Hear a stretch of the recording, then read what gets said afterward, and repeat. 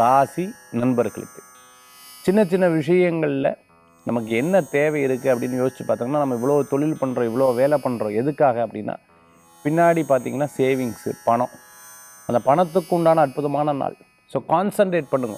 கிரகநிலை நல்லா இருக்கணும் சார், எனக்கு அதிர்ஷ்டம் வரணும் பாருங்கள், இன்றைக்கி நல்லா இருக்குது. இது ரொம்ப நீங்கள் பயன்படுத்திட்டேன்னா பிரமாதமாக இருக்கும். வயசானவங்க கவனமாக இருக்கணும். சின்ன சின்ன பயங்கள்லாம் வரும், தூக்கி எறிங்க. ஜெயிச்சு வந்துடுவேன் சார், நான் பெரிய நம்பிக்கை இருக்குது அப்படிங்கிற எண்ணம் இருந்துட்டா சிம்மராசி என்பர்களுக்கு தினப்பலன் உங்களுக்கு சாதகமாக வரும்.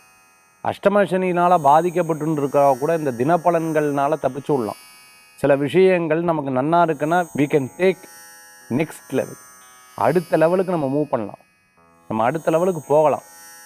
இல்லை சரியில்லை அப்படின்னு சொன்னால் ரொம்ப கேர்ஃபுல்லாக டீல் பண்ணணும். அப்போ இன்றைக்கி நல்லா இருக்க, பண வரவுகள் கொடுக்கும், சம்பாத்தியம் உயர்வை கொடுக்கும். கொஞ்சம் தெரியாத நபர்கள்ட்ட கவனம் தேவை.